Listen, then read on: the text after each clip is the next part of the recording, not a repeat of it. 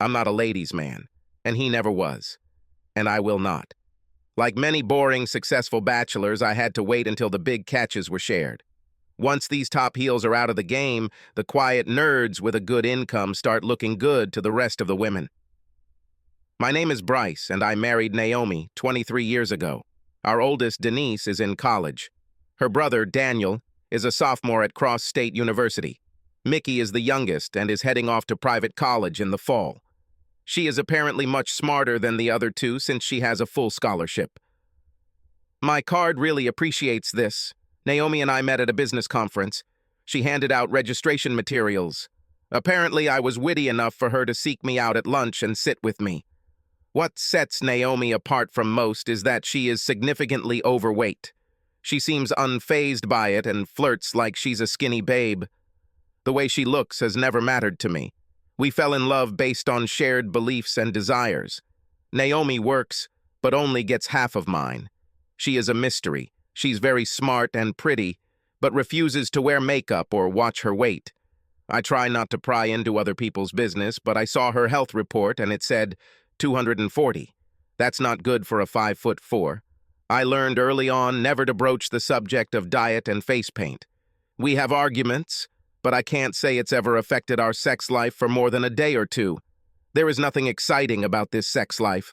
Once or twice a week, we have sex. I never wanted to know if Naomi had sexual fantasies, and she was never interested in mine. I guess I'm old-fashioned in the sense that I think they're risky. My daughter Mickey, a high school senior, was the first to enlighten me.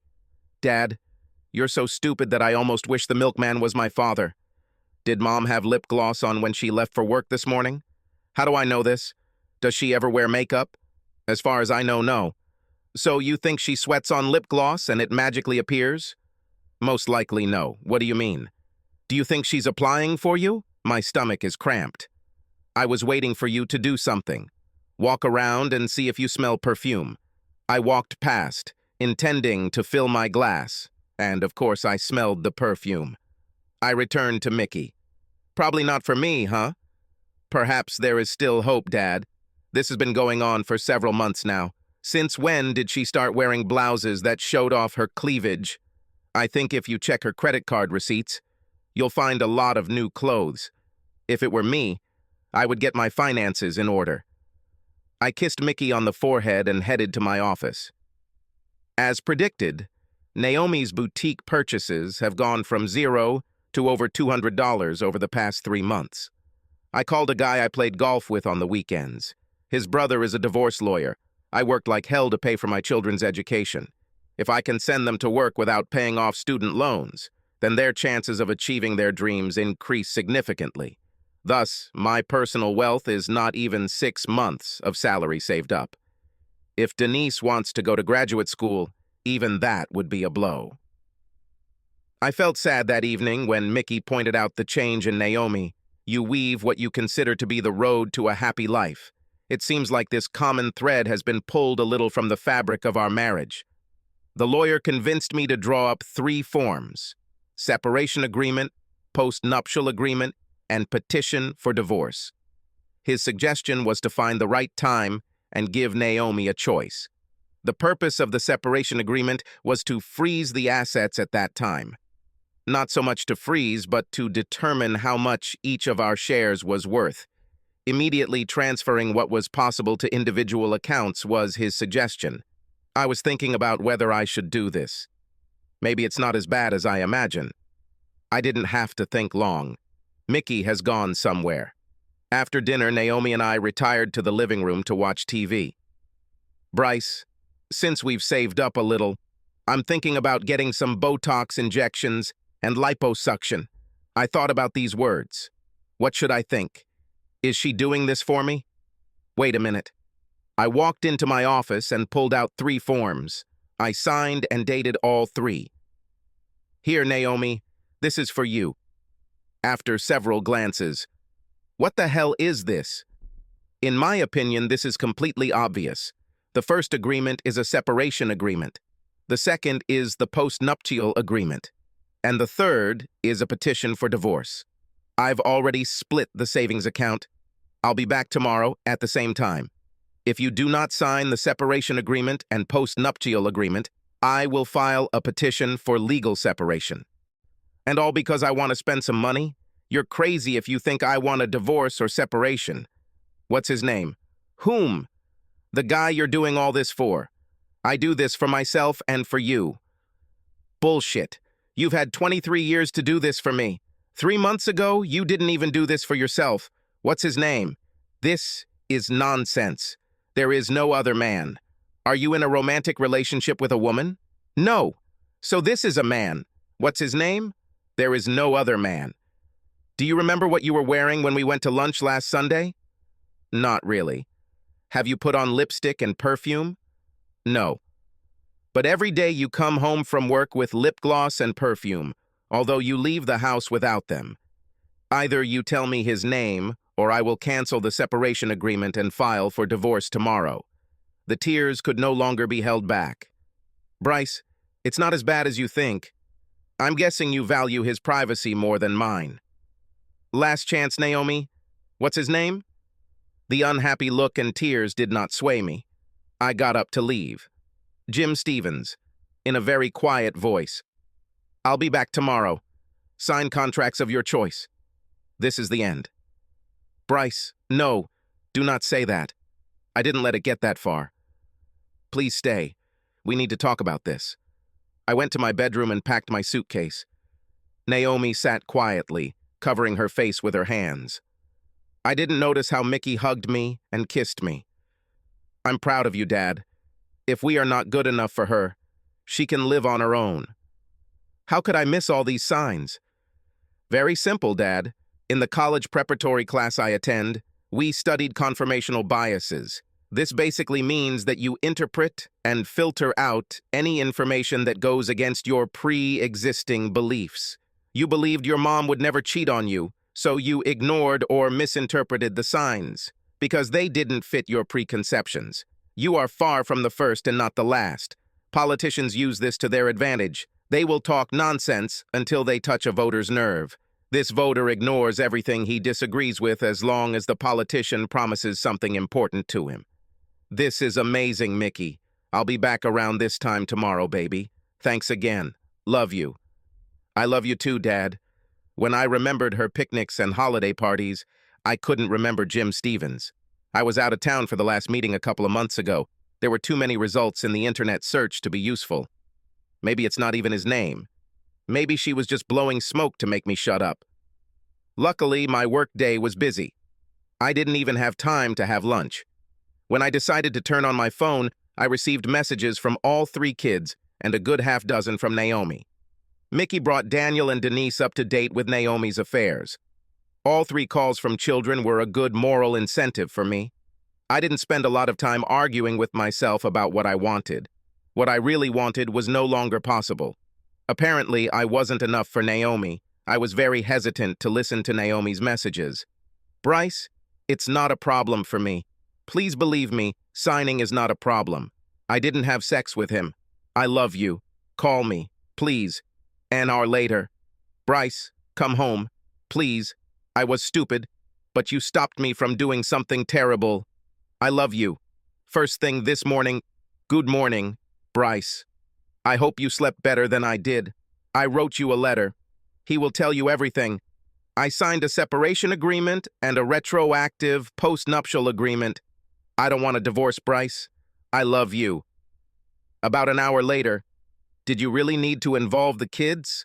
We could work things out calmly. An hour later followed. Sorry, Bryce. Mickey told me that she was the one who told you what I was doing, and that she also told Daniel and Denise about it. We can work this out, Bryce. I love you. The shock came at noon. Bryce, I resigned. I filed a complaint against Jim Stevens, but I doubt it will work. See you soon. I love you. When I pulled up after work, only Naomi's car was there. I smelled lasagna, my favorite, and the dining table had been cleared to include 2 plates and a burning candle. I put my things in the home office and headed to the kitchen to get something to drink. The only time I saw Naomi in full makeup was on our wedding day.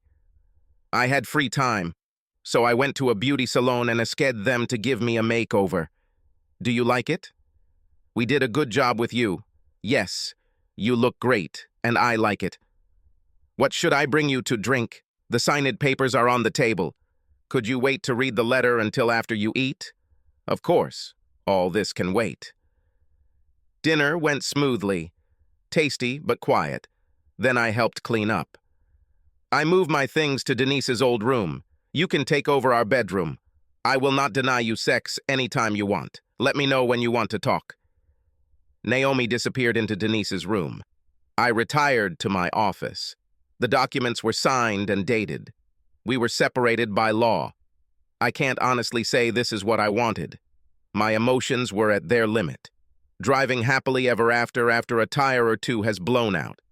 Is it possible? After downing 3 fingers of whiskey, I opened Naomi's letter. Bryce, I won't go down the beaten path of cliches. I was selfish and prepared to do something I would always regret. It all started when Jim Stevens was hired to fill the vacant office manager position. He is a very persuasive man, and I was drawn into the web by his constant flirting. As you know, few people flirt with me. I absorbed his attention. He suggested that I use lip gloss. I'm embarrassed to admit that he was the one who chose the colors. Soon after this, he suggested that I put on perfume. He bought the first perfume for me. We went to lunch alone. I was intoxicated by the attention he was giving me. He suggested I wear more revealing outfits, and I bought a few to suit his liking. Now comes the hard part. 2 weeks ago, as we were returning from lunch, he took my hand and placed it in his lap. When we parked, he pulled my head towards him, and I kissed him. He groped my chest, but I pulled away before it went any further. That week, I refused to have lunch with him again. Last week, I went to lunch with him twice, and again on Monday. We kissed again, and this time, I let him slide his hand under my bra. Things didn't go any further than that. He demanded more from me, but I did not give up. As you probably already know, it was his idea for me to get liposuction. I hope you believe me when I say that's all that happened. I truly love you, but my actions definitely don't prove it. I'm as sorry as anyone can be. When you accused me, I panicked. I thought I was never wrong enough to lie to you. I thought I hid everything from you. My lies to you may have sealed my fate. I can only blame myself. My actions violate the post-nuptial agreement, so you are entitled to all property as stated in the document. I will gladly give up everything if I can keep you. If you decide to divorce me, I will not resist. I was stupid, and sometimes stupidity has serious consequences. Now I understand this, although belatedly. You are all my love, Naomi. I sat in the chair for another hour. The only way to fall asleep was to drink. In the morning, the sun seemed too bright. I picked up the phone and saw messages from all 3 children. I made a group response. Your mother cheated. I don't know yet whether she wrote the truth in the letter. We are officially separated, but we live under the same roof. I need time to decide where I will go next. Thanks for support. Without her, it would be quite difficult for me. Love you, Dad. When I finished getting dressed, Naomi was already waiting for me in the kitchen. What is your schedule today? Avoid you. I did mention that Naomi is smart, didn't I? She knew better than to say anything. I ate in silence, then grabbed my briefcase and headed for the door. Let me know if you need anything, Bryce. Yes, one thing comes to mind. Get tested for STDs. It turns out she's not that smart. Bryce, I didn't have sex with him. You lied every step of the way. What makes you think that I should trust you? I won't even think about touching you without checking. Her defeated look and quieter tears were replaced by the words, goodbye. I was checked today. It was a waste of money, but if that's what you want, you'll see results in a few days. I'm sorry I attacked you. As you say, I am going to have dinner. Is Mickey here? No, she's avoiding me too. A few days later, Naomi silently handed me a clean STD report. Today I had a very good interview. It won't be exactly the same, but I'll be working again. Did you have a plan to pay expenses? I give you money and you pay for everything? I haven't thought it through yet. I'll look through the checkbook and make an estimate. Am I still on your health insurance or should I get my own? I didn't change anything. No, not really. I changed my life insurance beneficiaries to my children. This brought mist into my eyes and a few drops of tears. Life moved slowly. I still didn't know what I wanted. Naomi was happy with her new job. The children were too busy with their own affairs to worry about our problems. Days turned into weeks. I made quite a few sarcastic remarks whenever possible. Less than 3 months had passed since the beginning of our separate existence, when I began to warm up the situation. My office holiday party was approaching. I'm always there, but mainly because I'm part of the senior management. I decided to get a little revenge on Naomi. I arrived home at the usual time and the smell of cookies filled the house. I needed to change clothes and get to a hotel in the city center where celebratory events were taking place. "Hi, darling. How's work today?" "As always. I won't stay for dinner. Today we have a corporate party." "Oh my God. What is the dress code today? Give me a few minutes and I'll be ready." "I'm so sorry, Naomi. I won't take you. I have a date. I need to change clothes. I didn't have a date. I was picking up Mickey so she could dance. I rarely wear cologne, but today I put on some perfume. It's in a hotel in the city center. If I drink too much or anything, I'll just rent a room. Good night, Naomi." I could tell by the look on Naomi's face how hurt she was. Let it be so. Misfortune loves company. It's her turn to deal with emotions she thought she'd never have to deal with. Very few people asked about Naomi. The rumor spread and everyone knew something was wrong. I enjoyed the explicit sexual flirting offered by several single ladies. It would be very easy to spend the night with your desired partner. I was wondering if I should go home today. How much pain has already been caused? Is it enough? Around 1 o'clock in the morning, Mickey got ready to leave. Robin Lowry, a divorced 30-year-old cutie, was drunk. She is in my department, but does not report directly to me. Bryce, I rented a room. I could use some help finding my room. I caught Robin before she fell. Mark Franklin, who works for me, grabbed it from the other side. Robin handed the key to Mika. Mark and I walked Robin to the elevators. We were just embarrassed to go into her room when she announced, "Oh God, I feel so bad." We dragged her into the bathroom. Mickey stayed with her. When the gagging sounds died down, Mickey reappeared. I think she will live. A naked Robin appeared from the bathroom. "Where is my bed?" I won't try to deny it. I was hypnotized. Mickey walked Robin into the bedroom and tucked her in for the night. You guys are just terrible, standing there and looking at her. I have no idea what you're talking about, Mickey. What about you, Mark? I didn't see anything. Men! We returned to the party and I walked around everyone, saying goodbye. Mickey grabbed her purse and sweater. I asked her, sprinkle perfume on my shirt. She danced with all the men who invited her. She is 18 and already a woman. I was proud of how skillfully she played. More than once she brushed off inappropriate advances. She saved her slow dancing for the oldest man she could find. I kissed her goodbye on the forehead and sent her home. When I pulled into the driveway, the lights had already gone out. I noticed movement in the window curtains. Naomi didn't greet me. I left my clothes in the bathroom and slept like the dead. My clothes were gone when I staggered into the bathroom this morning. After brushing my teeth, I went to the kitchen. You've returned home? How was the party? Quite typical. Did your lady have a good time? Certainly. I don't think she missed a single slow dance. Did you kiss her? Yes, but there was nothing more. You're okay with this, aren't you? Damn, Bryce. This is killing me. Sorry. Last night was the longest night of my life. If you are going to divorce me, do it now. Don't lead me by the nose. I wish the choice was so easy, Naomi. I can't forget the 100 years we spent together. You cheated. Maybe you had sex. Maybe you didn't. But that doesn't change the fact that you abandoned our marriage vows without permission. But you too last night. So you can, but I can't. Nice double standard. Convenient for you, isn't it? Bryce, I want us to end this. I'm afraid you'll find someone you like more than me. This scares me to death. Welcome to my world. Now you have some idea of what's going on in my head. I'm going for a walk. I am going with you. This was the first time. I'm walking along 2 Mile Loop. which takes me about 45 minutes depending on the speed. This is Naomi's first time. They passed in silence. That was nice, Naomi. I am going to take a shower. Can I join? Honestly, I think Naomi was checking for hickeys. I can't remember the last time she kissed every inch of my body. I have no idea how she found out, but I had to suspect she would. It only took a few days.